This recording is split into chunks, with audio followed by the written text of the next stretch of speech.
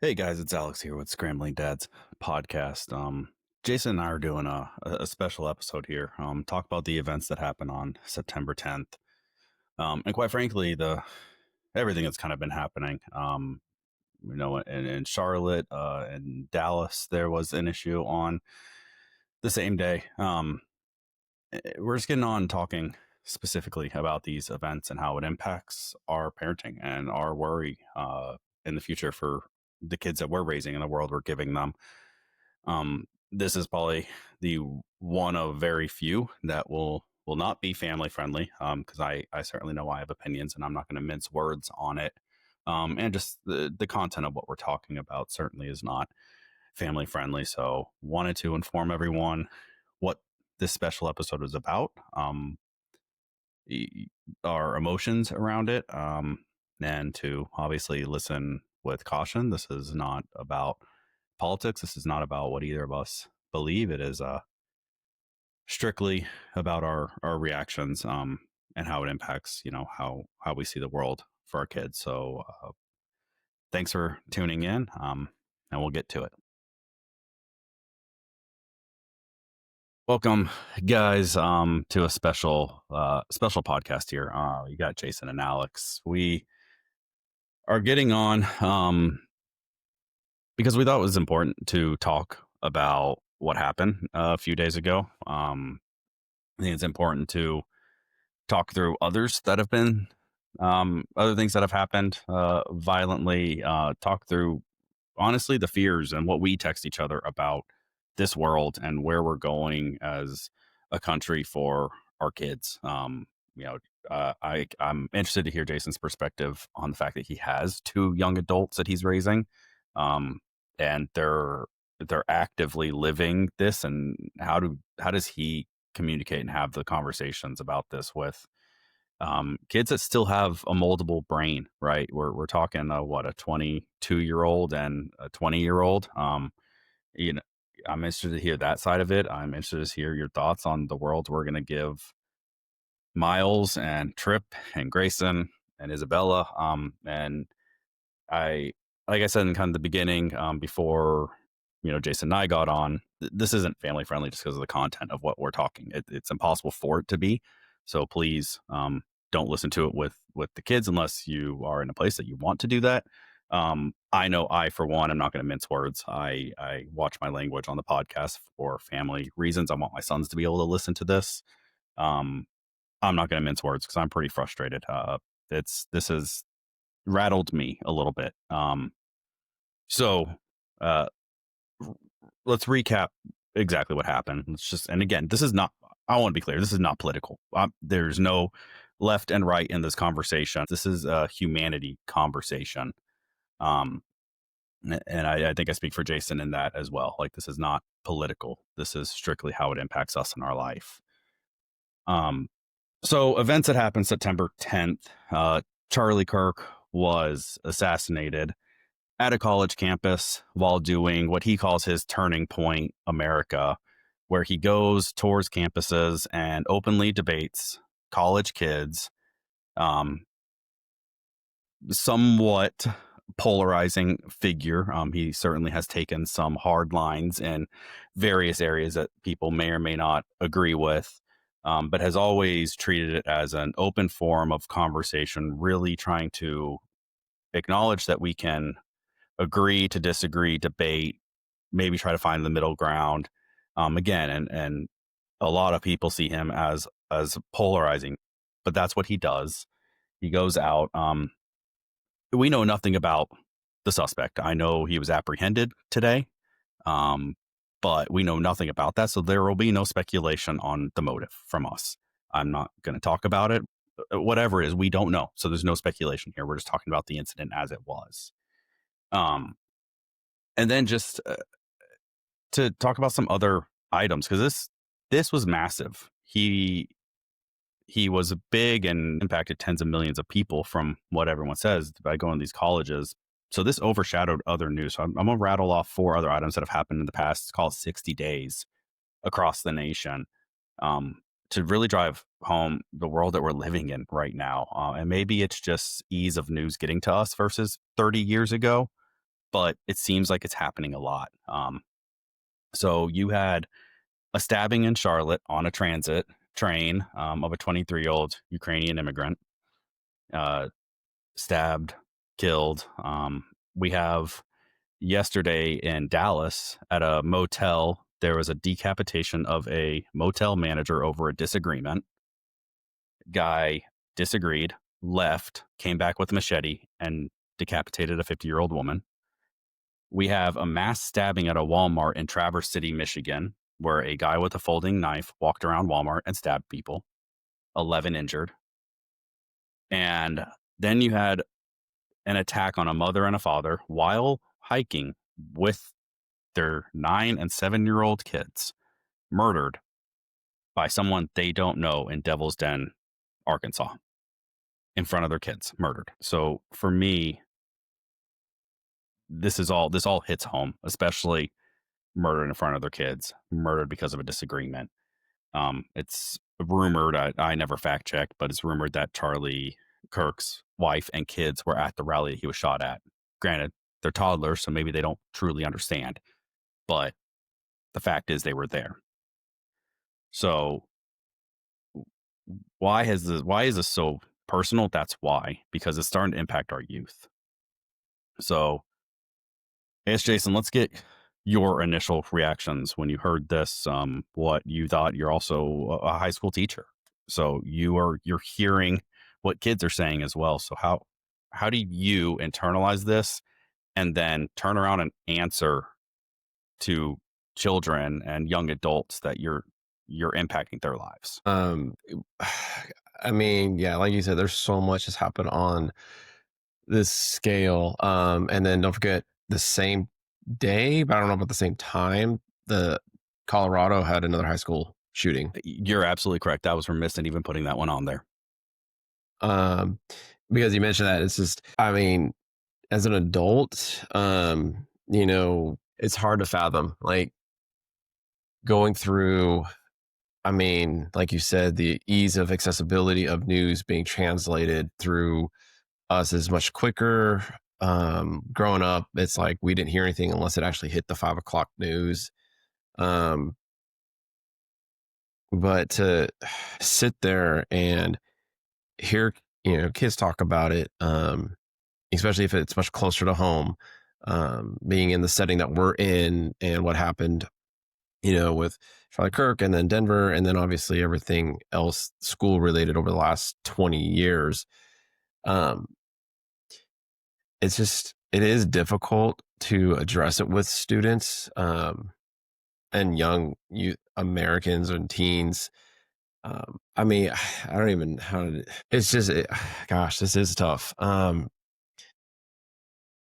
the, I guess the thing is, we try to make our schools and facilities as safe as possible. And that's all we can try to do. They've put ballistic, glass around the front. We've got extra security cameras, sweeping cameras. The kids now have to go through a semi TSA system as they come through our building. Everybody's got to get scanned, got to get checked. Everybody's got to be ID'd. And, we get flack from the kids. They're just like, why are we doing this? How come we have to go through this? How come we have to wear IDs? Bottom line is, guys, this is for your safety. And what's hard with some of these young adults is they still live life like fearless.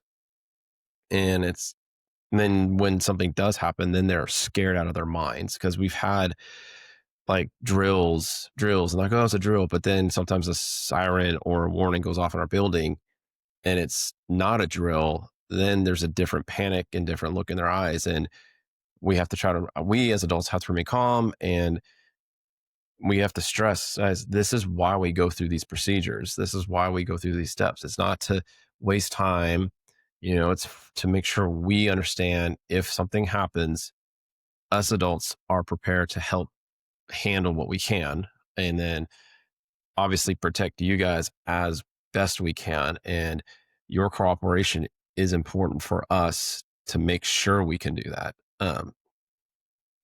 And that's that's a lot of what we get. And then kids obviously are still scared. There are the ones that are legit scared to come, and I, and it all comes down to like what we can do right now is just build relationships with them, make them feel safe, make them feel like, hey, they have a place they can be comforted, so to speak. It does help in some regard, um, knowing that the kids can walk in and you see a smile on their face, and that just helps make us, at least me, feel like, okay, they're comfortable. And then from there, it's just, now what can I do to make sure they're protected?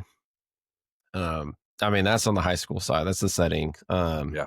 And especially with all the other events that go on, that go through. Yeah, this is tough to. It's hard. It's tough to process. And I'm not a counselor. I'm not a psychologist. I'm not versed in any of that stuff to understand the psyche or the mind and how to cope with it on that side of it. It's just more what we've been trained on, and more being the adult to help facilitate, you know, we're going to do what we can. We're doing everything we can right now to keep you safe. And that's just, I mean, that's where we're at, unfortunately. Yeah, and I mean, listening to that's just heartbreaking. Honestly, it, it, it's fucking asinine what our kids have to go through to go to school.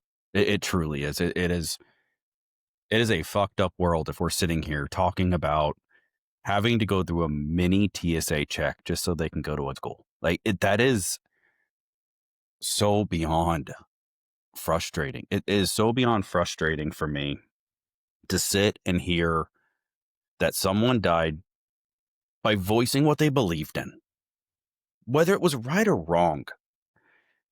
But to die over what you believe in is fucked up. And the people that have said that they're happy about it makes it even more fucked up. The inhumanity in the world to sit and say, well, I'm glad he's not here. I'm glad he deserved it. Or one of them was, well, he said that. I'll read the first part of the quote, then I'm going to read the rest. Everyone likes to quote, I think it's worth to have the cost of, unfortunately, some gun deaths every single year so that we can have the Second Amendment to protect our other God-given rights. That is a prudent deal. It is rational. The amount of times I've seen that quoted by people and saying, oh, well, he said it's okay to have some gun deaths. It's going to happen if we want rights. But no one sits and talks about the second part of this statement. Having an armed citizenry comes with a price, and that is part of the liberty. Driving comes with a price of 50,000 people die on the road every year. That's a price. You get rid of driving, you'd have 50,000 less auto fatalities. But we have decided that the benefit of driving, speed, accessibility, mobility, having products, services is worth the cost of 50,000 people dying on the road. So we need to be very clear that you're not going to get gun deaths to zero. It will not happen. You could significantly reduce them through having more fathers in the home, by having more armed guards in front of schools. We should have an honest and clear reductionist view of gun violence, but we should not have a utopian one. That is the full statement. So to sit and say, oh, he was okay with gun deaths, so he got what he asked for, is moronic. It is frustrating because it takes away the demonic nature of what fucking happened. Like, someone was killed for what they believe in. And again, you don't have to agree with anything he said. But all he's saying is it's going to happen if we allow guns. He believed that we should have guns. So therefore, guns are going to happen. But two of the ones that I said that happened recently were stabbings. Mm-hmm. It was a machete and a knife. Actually, three of the ones I read. Obviously, you had the school shootings. Okay, let's add that in there. And then I totally forgot, we didn't even talk about the Catholic school shooting that happened within the past month, which again, fucking asinine that you have 2 children dead for praying because of what they believed in. Like, that's what this boils down to. We have people dying just for voicing their opinion and doing what they believed in. How do we go anywhere from, how do we move on from this? Like, are you, Jason, going to be scared that you might teach the kid the wrong thing if we take that to a more the next level of education, you go to a college, is a professor going to be scared that he might be shot in the middle of class because a student disagrees with what he's teaching? Is that where this is headed? And maybe that's a dramatic view of this, but to me, and I'm in construction, I am in risk mitigation. My mind goes to the worst case scenario so that we can figure out where do we mitigate that from happening. So is that where we're headed? I mean, that's pretty much where we're at. We're at a very proactive worst case scenario situation. What can we do to try to minimize the major risk? I mean, it is really stupid. I remember going to school. It's like, hey, just show up, go walk around, whatever. But now it's like, you got to have your backpack searched if there's something suspicious in it. You got to go through the scanners. And, this is because of all this. So, like, our minds are thinking, worst case scenario, what are we going to do? It is, and it's just getting worse. I think this is so personal to me because this is the first successful assassination attempt in since maybe MLK. I'm sure there may be someone after him because that was the 60s. Yeah, I don't know history all that well to do that, but Yeah, I'm missing something, but I mean, in my lifetime, in your lifetime, I think this is the first successful attempt. I mean, you had Gabby Giffords that was shot in Arizona. You had Trump was shot at twice. In a matter of 2 months last year. We do have the Minnesota Speaker of the House that was murdered with her husband in their home, but I don't want to say but in the way of that it's less. That wasn't public. It was at their home, and whether it's an assassination or a burglary robbery gone wrong, I don't know. I have not read about that one, but you had that. It just wasn't at the level of this because I think it wasn't at a public forum. It wasn't at a speech. It wasn't at this or that. That's why this hits me so hard. This is the first assassination that has been successful about someone that was just speaking their mind.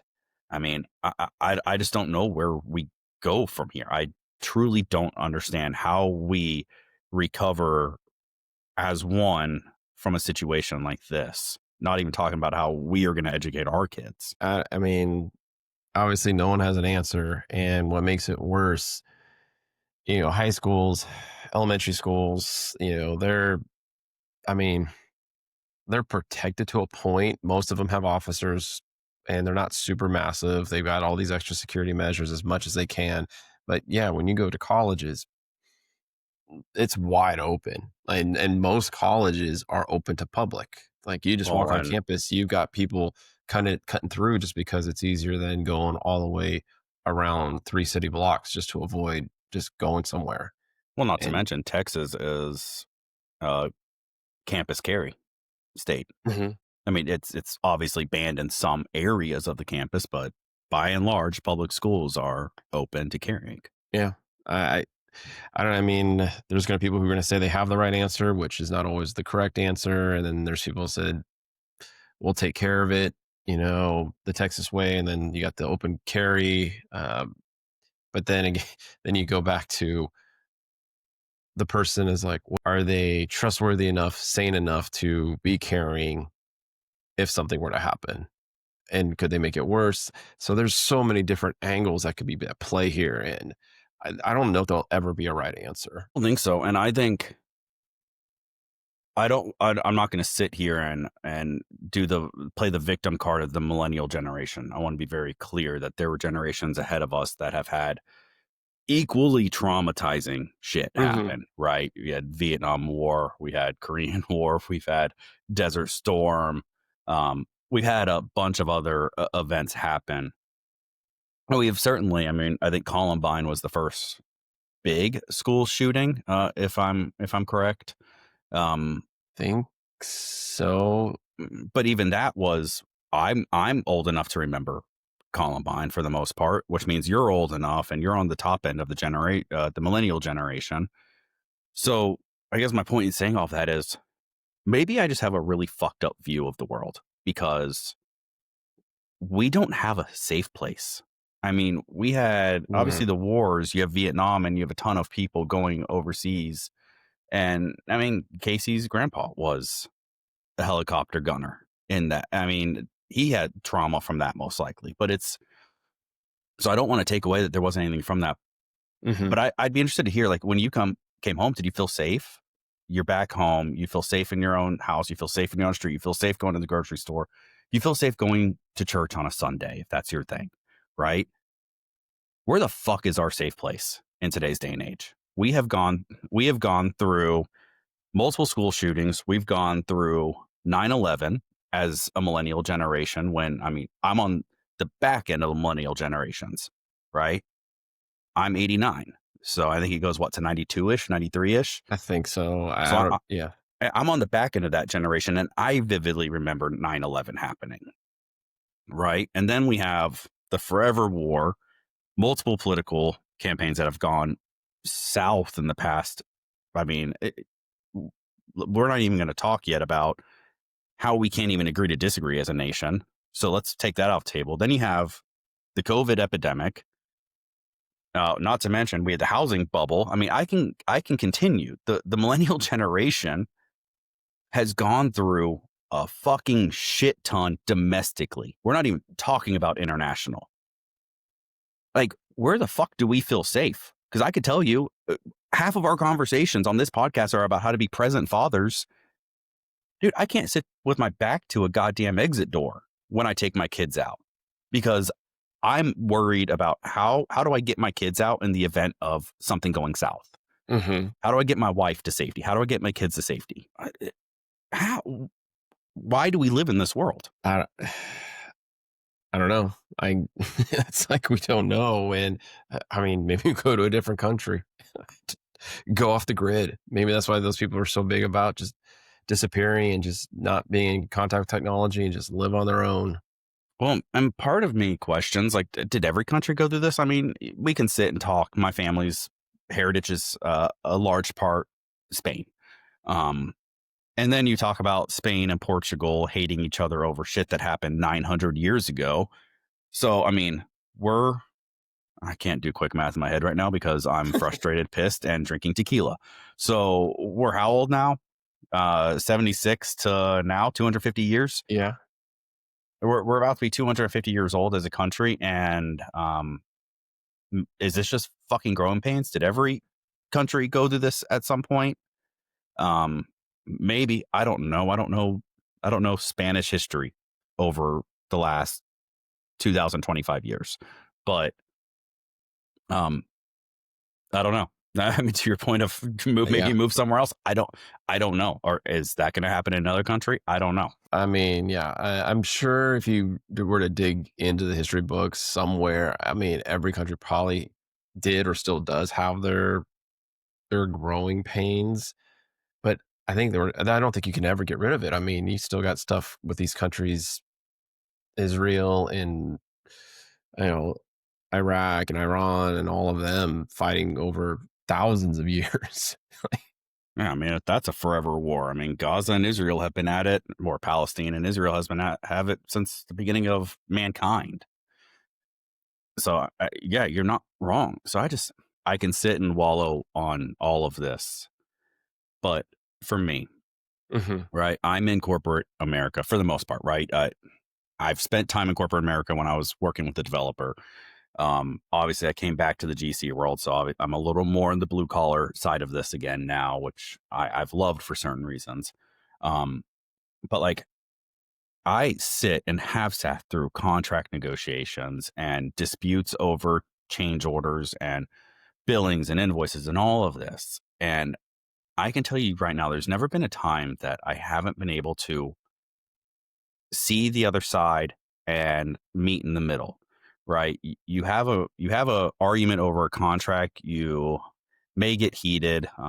In my younger days, maybe yell. Obviously, a lot more calm now. Maybe you don't get that from this episode, but very level headed, right? And we shake hands and we go have lunch right after because we compartmentalize and you know what? We are going to agree to disagree. And I'm going to say that a lot over the next 30 minutes or whatever it is, right? we agree to disagree. We may not get there. Contract's going to do what it does, right? We're going to find a middle ground for the contract. I may not like all of it. He may not like all of it. She may not like all of it, but we're going to agree and we're going to move on. And even if you take this back to when we were in school, you could get in a fight. You could see a fight. And when it was over, right? You don't have this blowback of now, if a kid gets in a fight, you're worried about what the fuck are they going to do the next day? The Mhm. person that lost and was humiliated in front of all these kids. Are they going to bring a gun to school? Are they going to make a bomb threat? Or are they going to do like, and some of that goes back to mental health, right? We can have that conversation, but we're so scared of what the fuck is going to happen after now. Where have we gone wrong as a country that we cannot agree to disagree? Why do we live in a zero-sum world? It's my way or your way. Why? And I don't even know if you can try to track it. It's like, you can ask the question, where did we go wrong? And where did it go sideways or south with this mindset? But you're right. It's like, it's not what happens now. It's what's going to happen next. What is that next thing that's going to happen?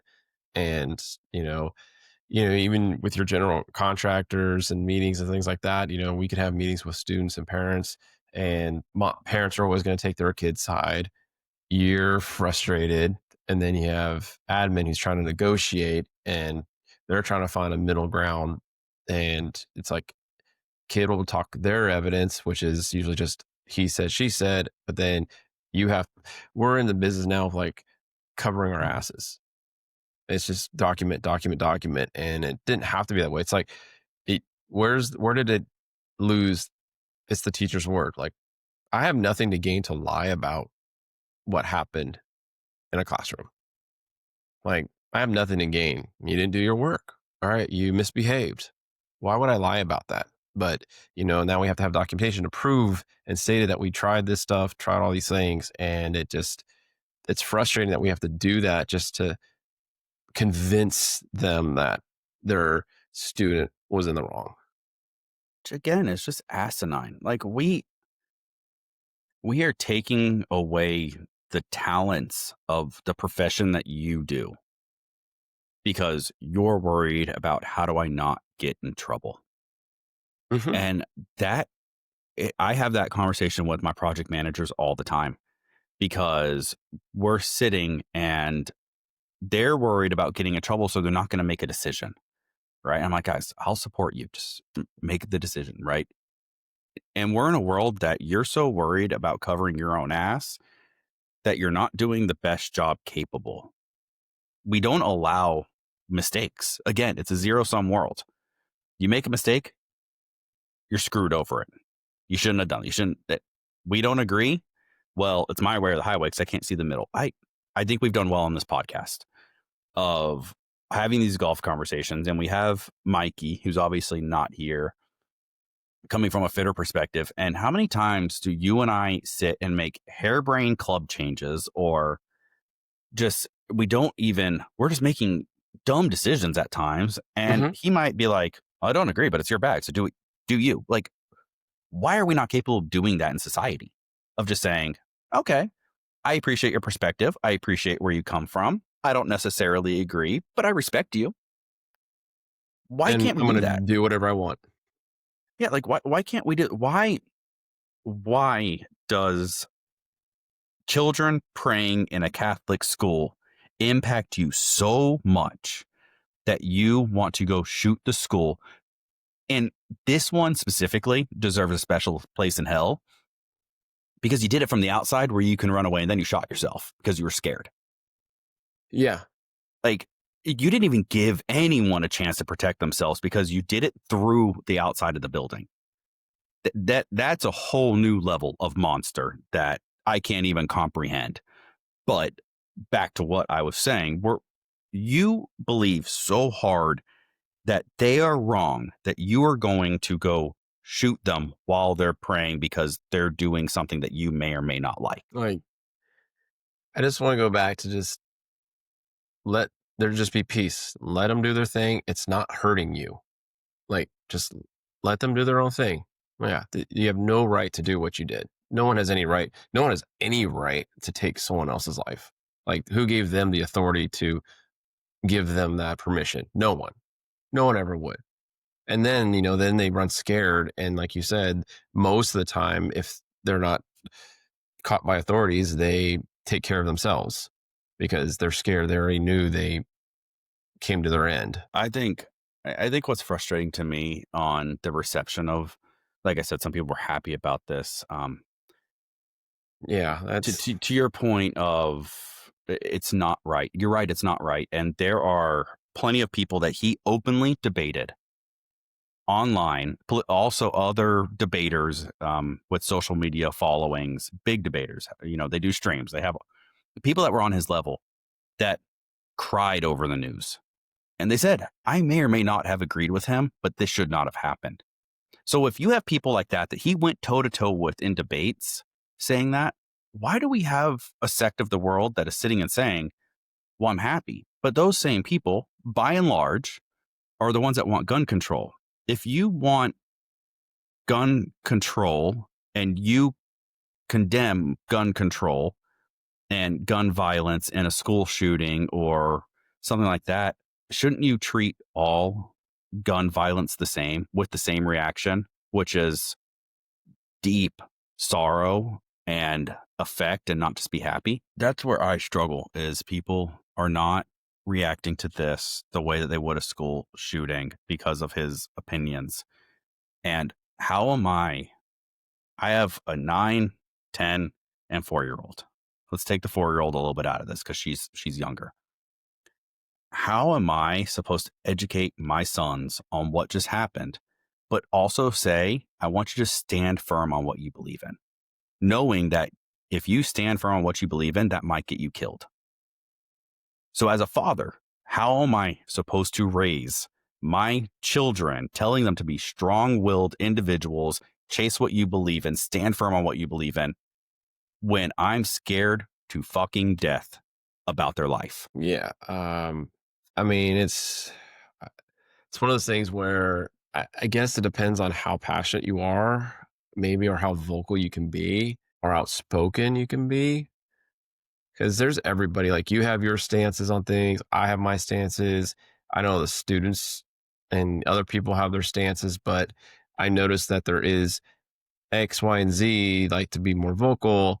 But I also know ABC, they are very passionate, strong willed, but it's almost like they know how to read the room a little bit. It's like they're not going to back down, but they're also not going to instigate to cause more tension, knowing that if their awareness is to a level where they're like, hey, I'm still going to believe and do what I'm going to do, but maybe pick the right time to do it. And I don't know if there is technically a right time or in a safe space, if we can call any place safe anymore. It might be their approach. So I mean, it's like it's a gamble. Like, That's my fear, though. Where's the yeah. safe space? I mean, that's an awesome trait for people to have. I feel like I think I have that trait a little bit. Like, I'm not one that's going to push the boundaries if I can see. But again, that comes with 15 years of being in construction, where I would argue with subcontractors and owners, and so you kind of pick up on that. So it's awesome that you have some kids even that have picked up on that. But now, where is the safe space? Where can they voice their opinion? And Mhm. I truly believe that in mental, we talked about this in episode 5, mental health. Discomfort is where we need to start to grow, right? We need discomfort. We need to be pushed out of our comfort zone so that we can grow emotionally, mentally, all the above. The same applies to work. If you want to grow in your career, you're going to have to get a little uncomfortable and take on some responsibilities, right? Um, and same as in any ideological conversation of beliefs. I mean, you can talk about the transition of Democrat and Republicans over the years and how maybe one was really more right than left, and then they kind of switched places. And it's this ebb and flow of all of these beliefs. And that's not due to anything other than there's always a challenge. We need to be able to challenge each other to make each other better. So if you take away the ability to challenge each other, how do we grow? If Martin Luther King was scared to challenge society that everyone should have the same rights, where would we be today? If Rosa Parks didn't do what she did, where would we be today? And that's what's fucked up. Where would we be without him? So, how am I supposed to tell my kids, go be like Martin Luther King, go fight for what you believe in? But I'm scared that they're going to be killed over it. Mm-hmm. That's not okay. That's not okay. We No, cannot live in that world. no. And I mean, my brother's active, my brother-in-law's active, my middle child is going to be active, and they're standing up what they believe in. Obviously, serving our country and believing our rights that gave us what our forefathers built for us. And I'm scared, like any one of them, 10 years down the line, there's the phone call or the person showing up at the door because someone else somewhere in the world decided to be stupid and do something. They went in to help protect or stand up for what we believed in and paid the price. Yeah, that brings a whole nother weight to this conversation. And that's why I wanted to get your perspective, having adult children as well as obviously your youngest that you're raising, but adult children, one of which is will be active in the next few years. Um, yeah, are you scared for the world we're giving them? Oh yeah, I mean it's and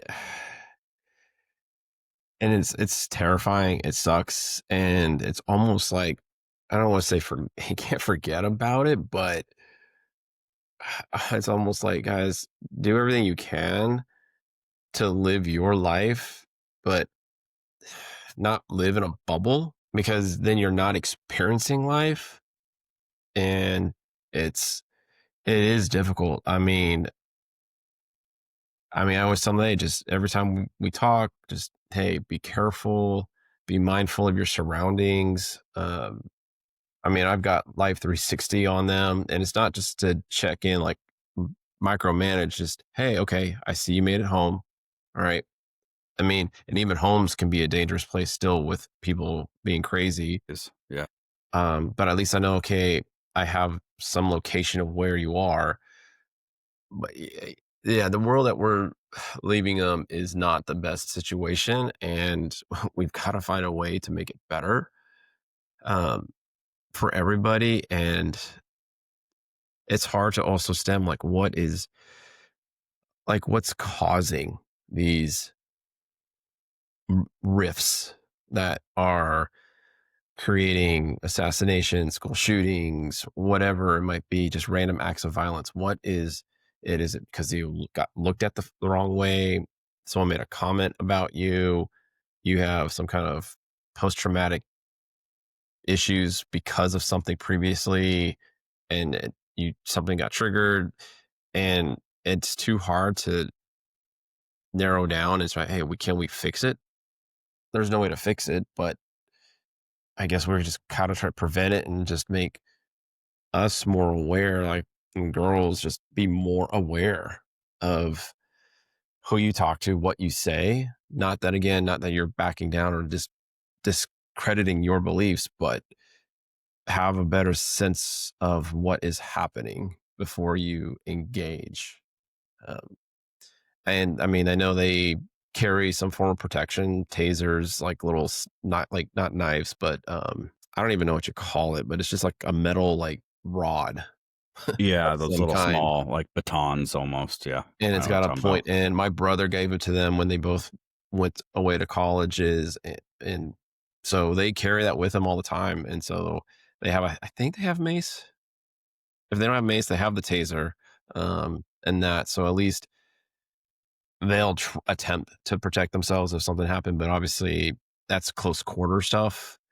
Um, but I even know, like when we've gone out to visit, like in certain places, like when we were up in Chicago. Unfortunately, it's the most recent one in my memory.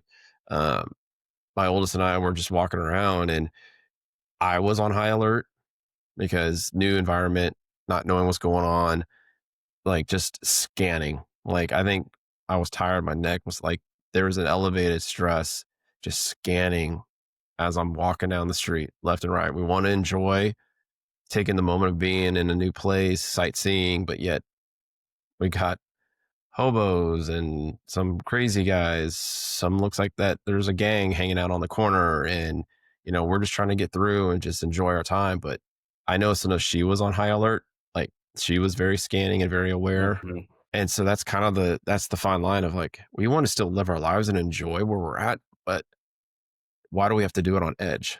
Exactly. And you said it best when you started talking was how do we reset? How do we reverse course? I saw something on a reel or whatever on TikTok, Instagram that said September 12th, 2001, us would be very disappointed in September 10th, 2025, US. Yes. Like, how do we go in 24 years from a country united and and believing, and we still had our issues, right? We have still always had issues. I am a big proponent of women in the workforce. I have two sisters. I've seen my mom um, go back to college after my dad passed and get her degree and take care of herself. Um, my wife is an amazing nurse. I'm raising a daughter. Like, I am all for it. And I've even said in the construction industry that if more women would get in the construction industry, we wouldn't have a fucking job. They're better at what we do. They're more eloquent with their words, and they're smarter than us. I have no problem saying any of that. So we still had our issues because 24 years ago, women were not seen as what they are today. And that's just one type of person in America. We're not even going to talk about everyone else. So 24 years ago, we still had our issues, but we were fucking united and we understood each other and we knew how to talk to each other. I said it earlier with presidential debates. You go back and watch, an Al Gore, a George Bush, a Bill Clinton, a Barack Obama, um, any of the debates, and they were professional. They were polite. They had decorum. Um, so we still had our issues, but we still had respect. And it feels like we've lost the respect. So how do we reverse course in today's society to get back to where we were, where we respect each other and we politely disagree and we move on understanding that not everyone is going to think the same. That's why America is America. Mhm. We are a melting pot of beliefs and thoughts, and that's why we are who we are and why we have done so well. How do we get back? That is the $1 billion question.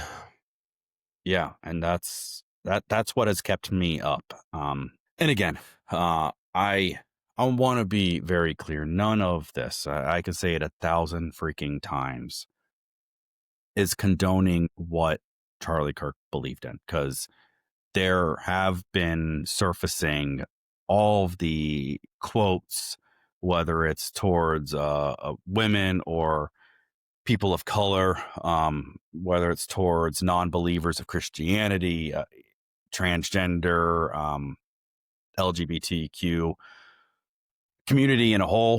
There have been comments that he has made that have pissed off a lot of people. So this was not a conversation of what he believed in, but a fact that he died over what he believed in. It's the principle of dying about what you stand for.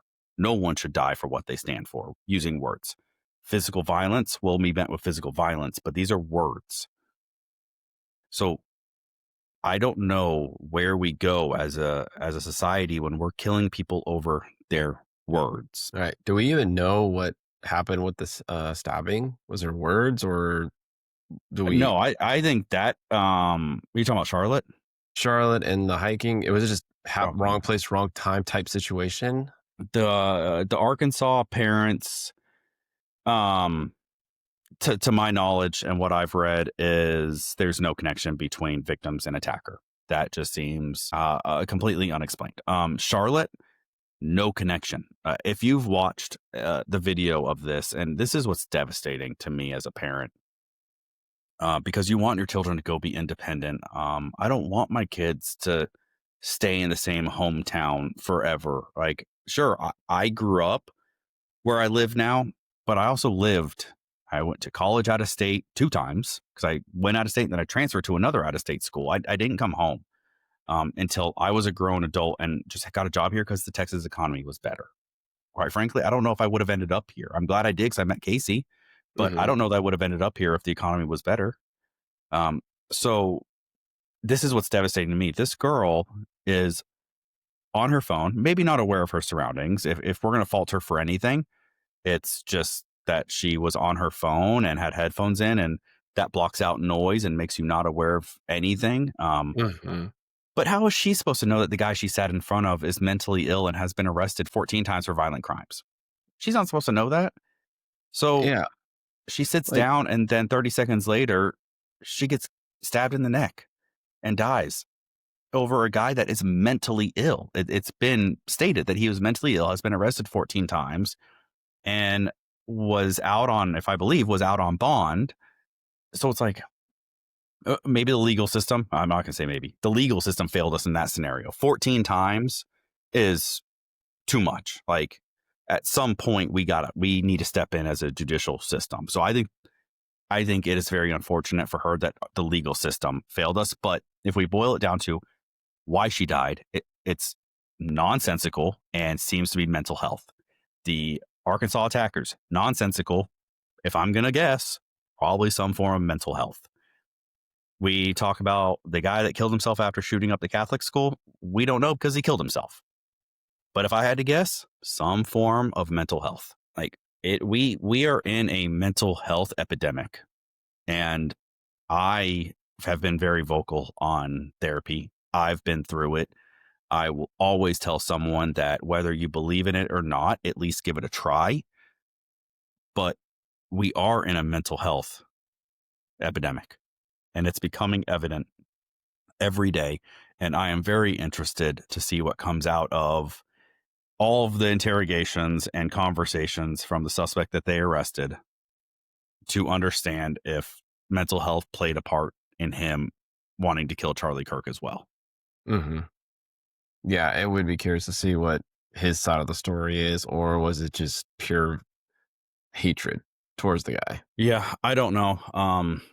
And I don't know how we can fix this, but I am scared to death of the future that we're giving our kids. Like I said, you have two actively taking over this into this world as adults. You have another 20 years ahead of you before the next one hits that age. I have 10 years before my first one gets to that age. Um, so what can we do in the next 10 fucking years to give them a country and a lifestyle and a world that we were given when we were adults? Again, millennials have been through a lot of shit, but we were still given a pretty good world up until the past 10 years. It's almost like I see memes and different things of people saying, let's just go back to the 80s. Fuck, you're not wrong. Just get no more cell phones, no more social media. Just go outside, get dirty, go hang out with your friends, go walk around the mall, go have better interactions with people, more personable conversations instead of being glued to a screen because those screens create different hormonal releases in your body and your nerves. They've already done studies like the screens, constant screens, especially the doom scrolling, all of it really does affect your brain and how you interact and talk and get sensitized or desensitized to so many things. Maybe that's something worth acknowledging. As I do think you're right. I think screens played a huge part in this. I think internet has played a huge part in this. Like we said earlier, it's just the ease of getting news in today's day and age. As a podcast and a social media content creator ourselves, I think obviously there's good in that, but I also think that it comes down to the person. Like, you don't have to argue with everyone. on TikTok. You don't have to argue with everyone on Instagram. You don't have to be a keyboard warrior. If you don't like the content, scroll past it, move on. Right? Hmm. It's just we don't, to your point, you don't have to choose every fight. You don't have to choose every argument. We can grow and, you know, again, no condoning anything that Charlie Kirk has said or taught over the past, I want to say 2012 is when he started, because he wasn't much, he was 18. He's not much younger than me. I think he was 31. I want to say he started his Turning Point USA in 2012. So since 2012 to now, 12 years, no, no condoning anything he said. He hurt people over the years, and that sucks. But did he physically hurt someone? It was emotional. You don't have to listen to him. Move on. Just like if you're not a Christian, you don't have to go to a Christian church. You can be Hindu, you can be Muslim, you can believe in Buddha, whatever it is that's awesome.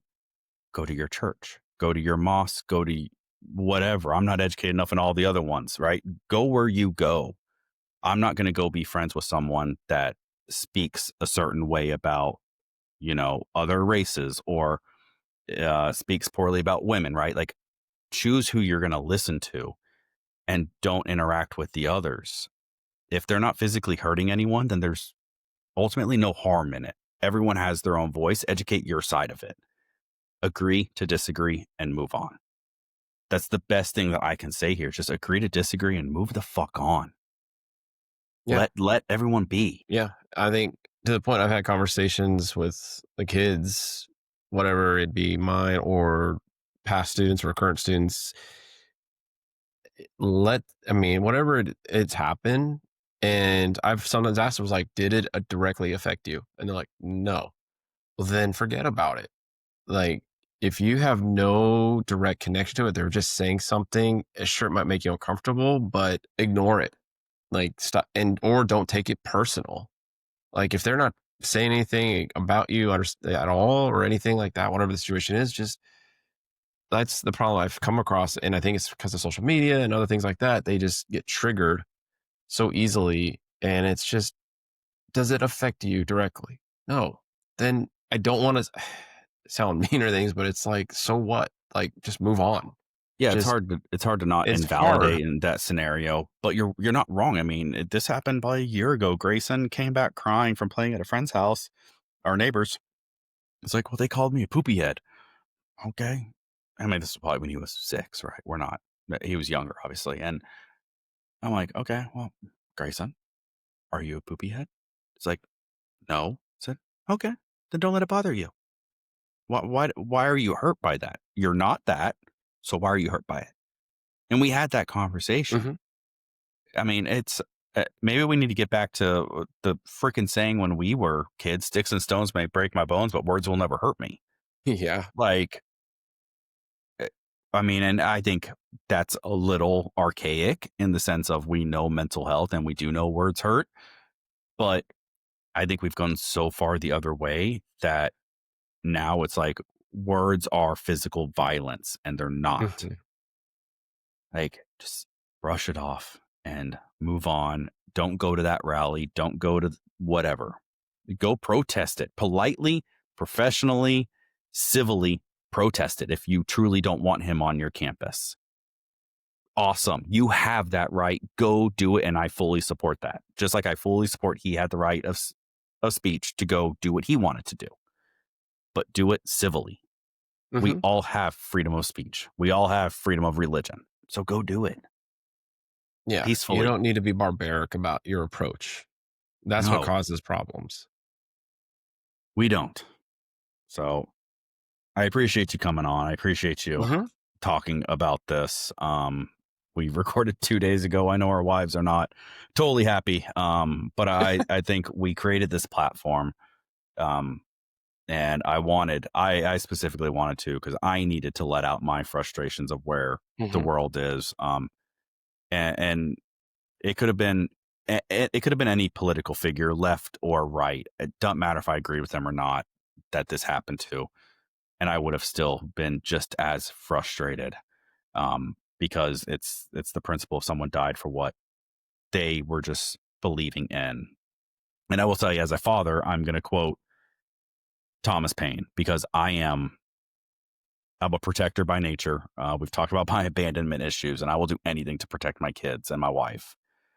And I will say, I'm a big teddy bear. You know that about me. Not many people have seen the more frustrated, younger, heated side of me, which is a good thing. I've grown out of that phase, but it said, I prefer peace, but if trouble may come, let trouble come in my time so that my kids can live in peace. And I truly believe in that statement of we have 10 fucking years to figure this out before my first is an adult, 8 years before he's 18. So I hope to God in 8 years we figure this the fuck out because I don't want my kids to inherit this world.